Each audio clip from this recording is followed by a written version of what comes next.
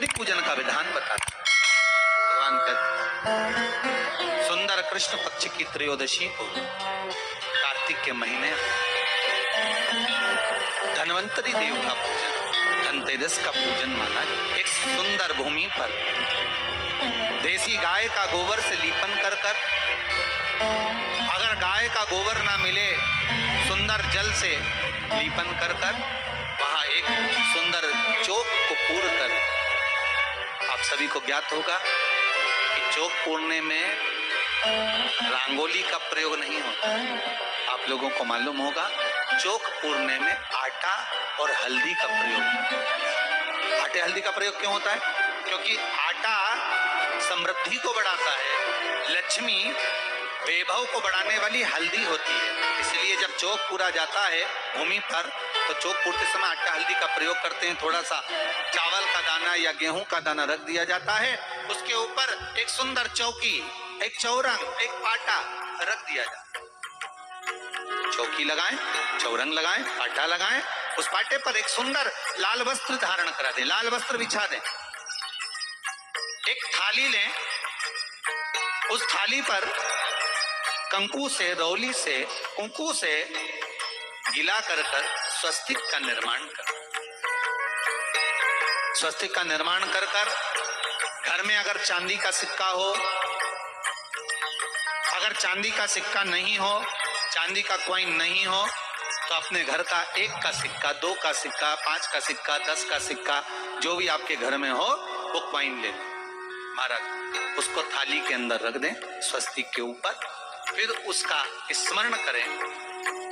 आटे के 7 दिए बनाएं, एक थाली में, एक प्लेट में रख लें, घी के दिए बनाएं और उसमें सुंदर बाती को लगा दें। ध्यान दीजिएगा, इसमें जो बाती लगेगी वो लंबी बाती लगेगी। लक्ष्मी जी की पूजन में जितनी भी बाती लगे वो लंबी लगे। महाराज घी के दिए लगा दें 7, सातों दियों को प्रज्वलित कर लें, प्रकट कर लें। एक दिया तेल का लगा लें। तेल का जो दिया लगाया है, जहां पर आपने सिक्का रखा है, कॉइन रखा है, उसका लेफ्ट हैंड, मतलब आप ऐसे बैठे हो तो आपका सीधा हाथ की ओर आप तेल का दिया लग दें। और जो 7 दिए आपने लगाए हैं वो लक्ष्मी जी के राइट हैंड, मतलब आपका लेफ्ट हैंड हो गया, लक्ष्मी जी का राइट हैंड, आपका लेफ्ट हैंड, आपका उल्टा। वहां पर 7 दिए जो आपने प्रज्वलित करे हैं प्लेट में रखें। सुंदर थाली जो आपने पूजन के तैयार करी है उसमें कुंकू, रोली, हल्दी, अबीर, गुलाल, चंदन, मौली, लाल धागा, मौली, अमरबेल के टुकड़े, कमलगट्टे, हल्दी की गांठ, सुंदर भाव में उसको रखें। जल का पात्र सुंदर आनंद से, जो क्वाइन चांदी का और देसी क्वाइन आपने जो रखा है उसका जल से पूजन करें। क्वाइन का पूजन करें, कंकु आदि से पूजन करने के बाद दोनों सिक्कों को उठा लें। दोनों क्वाइन, जो चांदी का सिक्का है और जो देसी क्वाइन है, उसको उठाकर उस पर जो कलेवा है, मौली है, नाड़ा है, लच्छा है, उसको लपेटना प्रारंभ कर और उसको लपेटें। पहले चांदी का सिक्का लपेटे, फिर देसी सिक्का जो आपने रखा है 1, 2, 5, 10 का जो सिक्का रखा है उसको लपेटे, थाली में उसको रख लें। फिर वापस उस पर जल का छींटा देकर उसका पूजन करें।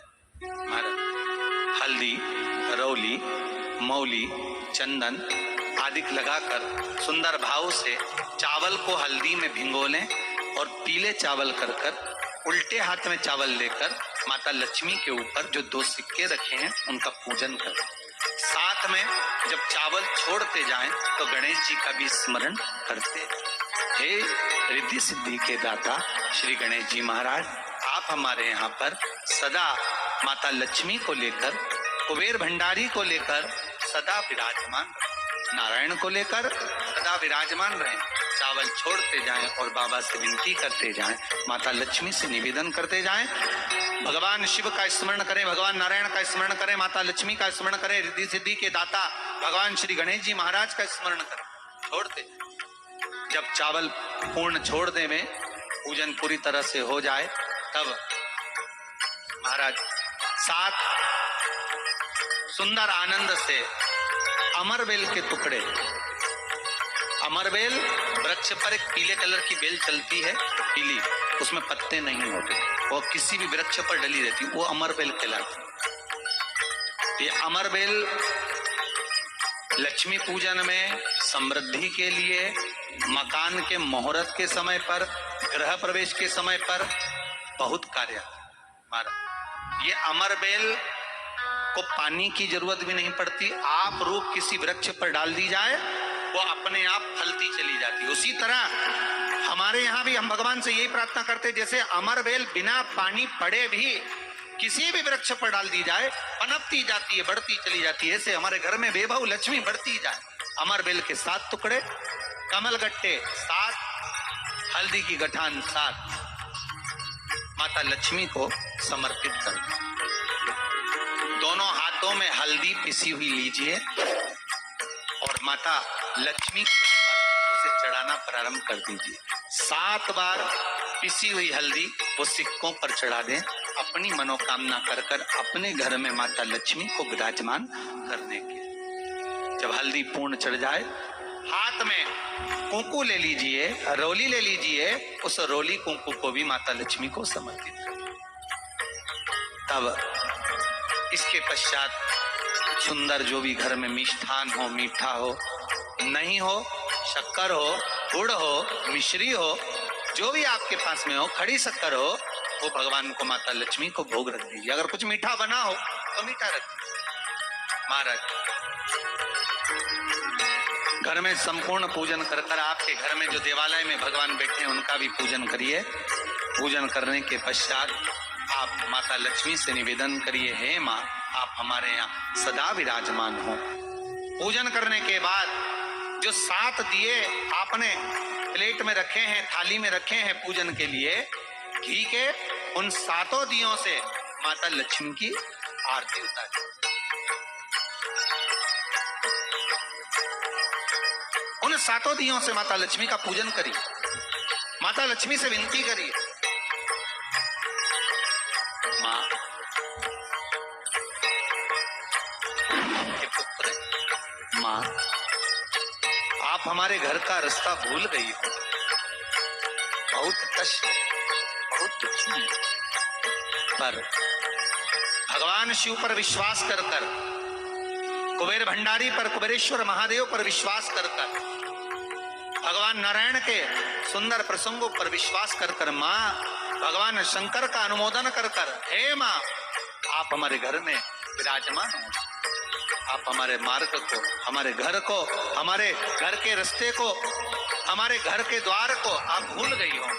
हे वैभव लक्ष्मी, हे धन लक्ष्मी, हे संतान लक्ष्मी, हे माँ लक्ष्मी, हे धान्य लक्ष्मी, आप हमारे घर में विराजमान।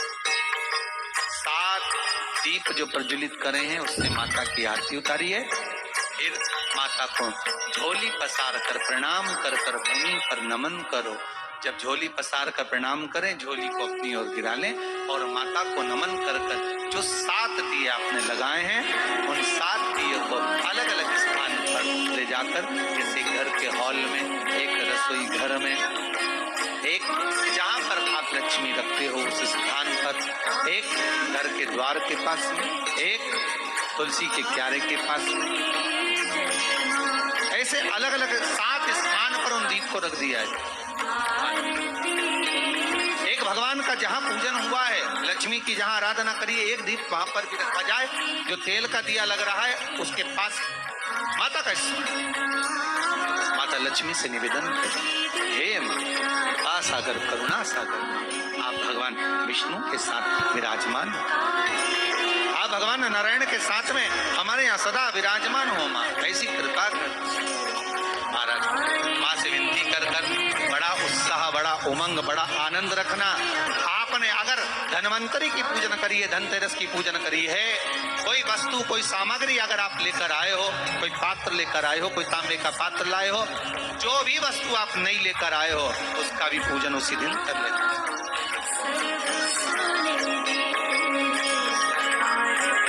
उसका भी ये लक्ष्मी अगर आप धनवंतरी धनवंतरी का पूजन करते हो, धनतेरस का पूजन सुंदर कार्तिक के महीने की कृष्ण पक्ष की त्रयोदशी को अगर आप कर रहे हो तो ये लक्ष्मी भले मेरे साथ वैकुंठ में जाकर रहे पर लक्ष्मी का एक अंश तुम्हारे घर से कभी नहीं जाएगा, वो सदा विराजमान रहेगा।